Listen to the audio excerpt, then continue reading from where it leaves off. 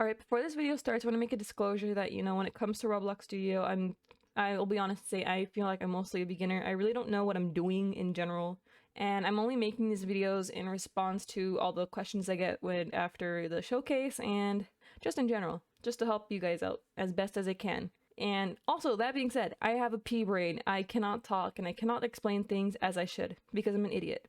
Anyway, let's get started, shall we? When it comes to Roblox Studio, I will say that before I went into animating here, I actually already had experience in Blender.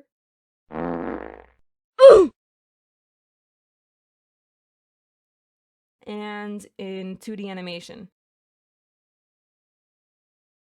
And that being said, it's fairly easy to me now. One video I really recommend is there's this one about the principles of animation, or just look at videos about animation. Whether it's 2D or 3D, it really helps out because it talks about keyframes, frames in general, the different movements, and I'll try and explain my best what I'm doing here. It's gonna be very hard. Anyway, what you want to do is you want to go to Animation Editor up here in your plugins, plugins.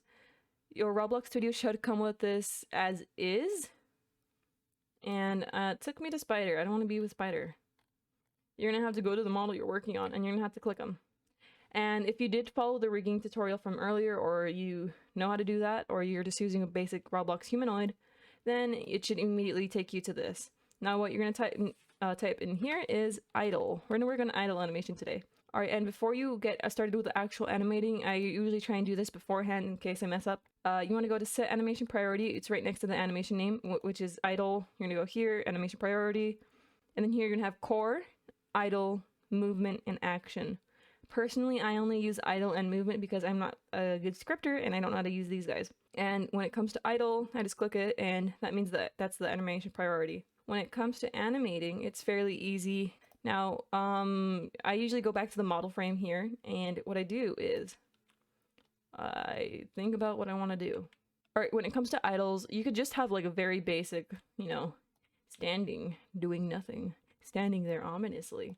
Or you could have a breathing, and I think in most of my models what you will see is a occasional breathing animation, or a breathing animation with occasional movement that happens between the animation. So anyway, let me pose this chick. Let me use freehand. I don't know why I have it like that.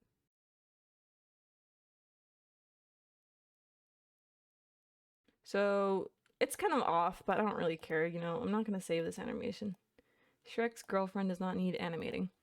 And as you can tell right here, these little points are popping up.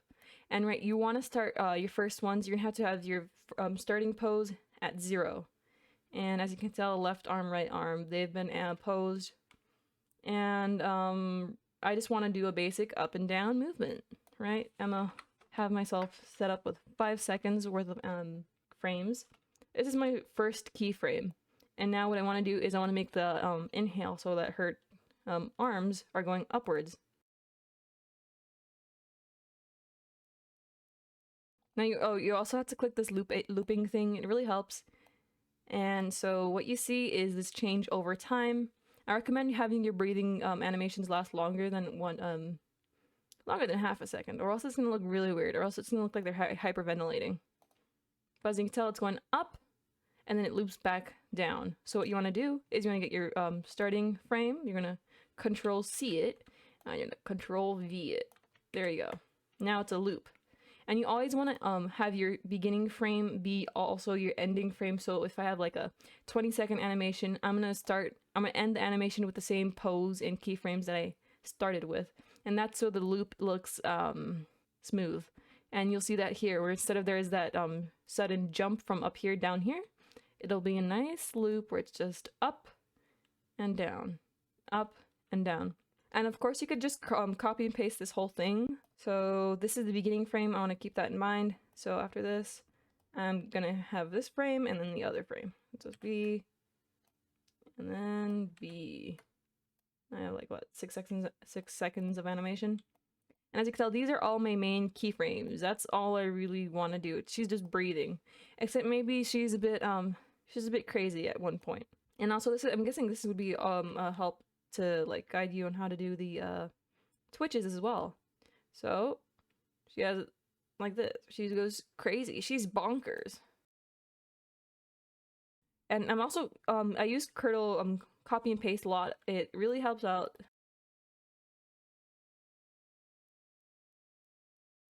Alright, so that's my basic Twitch animation, and I'm gonna use this one again.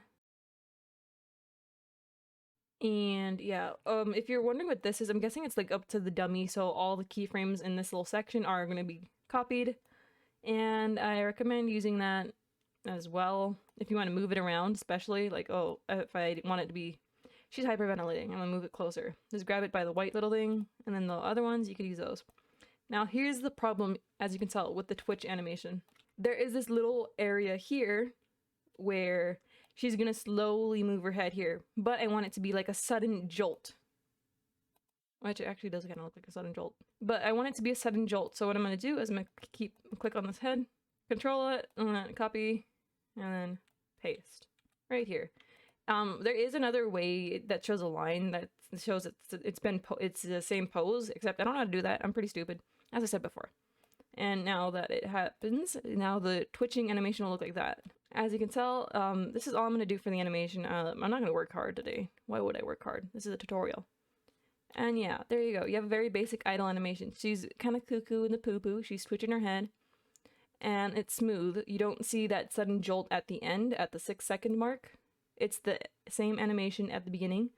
There is no awkward pauses and stuff. And because it's looped, when the idle animation plays in Roblox, then it'll just be repeat forever, for eternity. Now what you're going to want to do is you're going to go save as. I don't know what happened to the idle, unless I messed up. Save as idle. This chick do be idling. Shrek idle, actually. I'm gonna do that. Alright, so what you're gonna do is name it. You're gonna save your animation. Make sure you also do this beforehand, and I highly recommend, if you're like trying to reference off of an old animation, have this one saved at the point you're at, and then click it. I've accidentally lost whole animations because of that stupidity. Now you're gonna go to export. And export, that means it's going to go to Roblox. It's going to have a animation ID. And once you export it, it's going to take your computer a long time to work on this because it's stupid. But now you have this little area right here. And it's a Shrek idle, right? And I'm going to click submit. And that means it's being uploaded. Now you have this ID. I just copy this one up here. ID copied, close.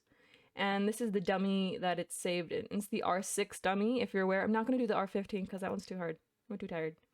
And I'm going to save it into an animation right here. I'm going to save it into here. That's the ID code. Click enter, Roblox asset ID. That's the ID. I'm going to also rename it into idle.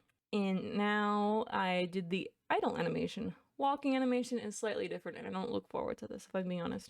Okay, so you're done with the idle animation. You go to create new. And you're gonna make a walking animation, which is gonna be so fun. I really do sound sick. Satoshi, you're right. I think I do sound sick. I don't know why. I'm gonna do 5 seconds or 6 seconds. And then you're gonna have to set animation priority to movement because, you know, it's not idling, this is moving. You don't walk while you're idle. It doesn't make sense. Anyway, as you can tell, you have to do your frame, beginning frame. And now what I want her beginning frame to be, whoa, she got a booty.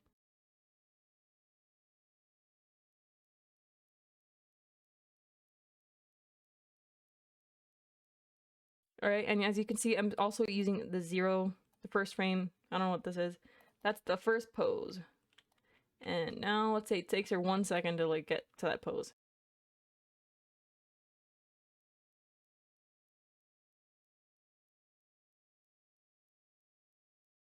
Alright, so as you can see, she is swapped. I don't know how to say it. Her poses are, this is the first one, and then she goes to the second one. And as you can tell, it looks like she's walking.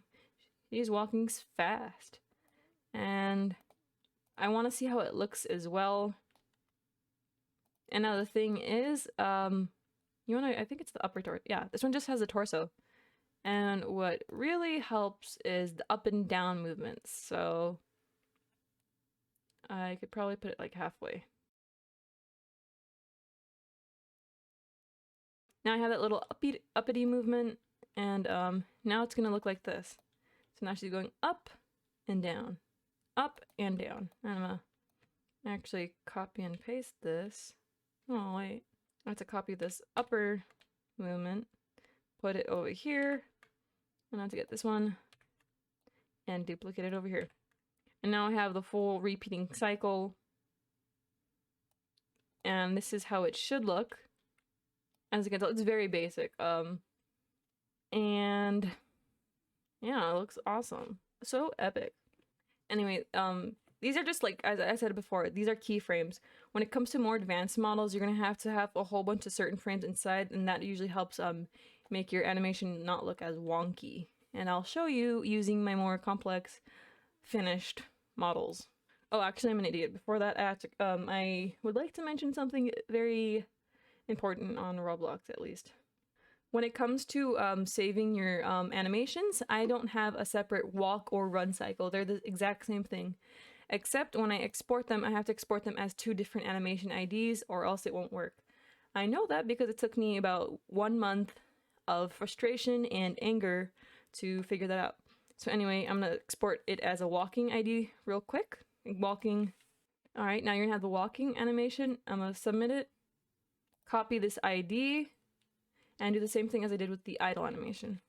Alright, now I already have the walk animation set here, and now what I'm gonna do is I'm gonna export again, and it's gonna be exported. And it's if you wanted to like redo your walking animation, you're just gonna have to click overwrite existing asset and then click on the walking animation that you did use. Except this one is running Shrek, and now it's gonna export as a separate animation even though it's the same exact thing. Alright, and as you can tell, I'm gonna submit it, and now this one is running even though it's the same exact animation. Alright, so that's how you get these animations. And the thing is, I would explain how to get your model up and running, but I'm very stupid. I actually do not know how to do that. That's probably the main thing that I struggle with currently. And what I can do is basically go to my other models and explain just the more complex looks. And we're going to start off with Leech Face. So if I go to the animation editor here and go to Leech Face, what you will tell, or what you can tell about Leech Face is he has a lot of animation because I'm extra. And it's just the idle animation for him because I actually struggle with the walking animation, but that doesn't matter for this video. As you can tell, this is the main pose, same area, same as here at the end, and these are the keyframes. Down, and then up. And then he has this little sniffing animation like an Elite from Halo because I thought it was very cute. He's like a little dog. And as you can tell, because he has he has a lot more keyframes going on, and that's because of the fingers and everything that is changing per keyframe. And it's not that much, it's just copying and pasting basically, where you have this main pose right here, and as you can tell, all the fingers are outstretched. His there's going to be a lot of changes regarding his torso where everything is his main pose. And then as you go down, his leg moves slightly, his torso goes down, or his upper torso goes down, so does his neck and head, his arms, and then right here what you can tell is the fingers as well. As he exhales, his fingers start closing in slightly more, and then they go back open, they go back open, except in the little event I wanted here, he does it slightly differently, where he does a weird thing with his hand for some reason. Where in the event, he does this weird thing where he clenches them as he's sniffing the air, looking for some Shrek girlfriend. I don't know. And he just goes back to that basic animation, and that's the only thing it is. It's very simple. This is just the main keyframes. As you can tell, they're all differently spaced. One thing I recommend with the more detailed animations is to, like, pay attention to your own body as well. When it comes to these animations, I really recommend referencing off of certain things. Whereas Spider, I referenced off of a spider walking animation. This guy, I referenced off of some random lipping dude tutorial on YouTube. And as you can tell, main keyframes, and then these are all the different things. Except this one's way more complex because he's limping. As you can tell, it's also very terrible. But when I was doing this, I had a reference off of myself. I was paying attention to what my body was doing as I tried to fake limp around my room. And the thing is, your body lowers itself, it does that weird hop thing, and that doesn't happen. I don't know what happened here. As I said before, I really suck with animation. And also, one thing I recommend paying attention to about animating lively things in general is that we don't move in a linear fashion. We're not robots. And I try to do the best I can when it comes to my animations, where, as you can see, I think with each keyframe, which is a bit more complex in this one, as I said before, there's a whole bunch of in-betweens, and these in-betweens, I'm trying to fix any imperfections that often happen with these more complex models, where the foot might be going through, or it might not be doing something I want, and I have to tweak it before it goes into the final, or the second keyframe. From the first keyframe to the second keyframe, there's going to be little frames in between where I'm trying to tweak everything, and that all usually gets copy and pasted into the next one. The same thing is, ooh, whoa, Jesus, what the heck? Oh, same thing with Spider, where her animation is, you know, very basic. As you can tell, well, it's not that basic. She has multiple attacks in her animation, so that's what made it slightly difficult, but there's still the keyframes of, you know, the legs moving, except it's much more complex, so I don't know how to describe it. The upper torso moving up and down, that's where I have my main keyframes. Up, down, up, down, up, down, down. But yeah, it's extremely difficult using like R15 and R15 and like just different humanoids. I recommend, if you want to get started with animation, using the regular R6 models, and then using the regular R15 humanoid models before you use your own, because I don't know what I was thinking. I was on crack when I did this one. There is still some issues with this animation in general. I don't know where they are, but it's that at some point she moves more like a robot, which is technically fine because that's what she is, but I like making them look more lively. And as you can tell, the neck, because this is a separate two joints, I'm trying to make it look as real as possible. Her head wouldn't be in a stagnant position as she's walking up and down. It would move slightly up and down. It's fairly simple. This is my first animation, and it's just, you know, keyframes. Keyframes. Spinning. And he's just walking. He's whipping and naining. With R15, I recommend, you know, you pay attention to the legs. Keyframes. Or did I keyframe each single thing? Jesus. Oh, jeez. Okay. Keyframes, except for this one, it's slightly different for some reason. I don't know what I did. It has this main frame over here, where it's the legs are here, and then the second one right here, and then there's an in-between frame right here that I needed so it looked correct, I guess. I don't know what I was doing. I was on crack or something, or whatever.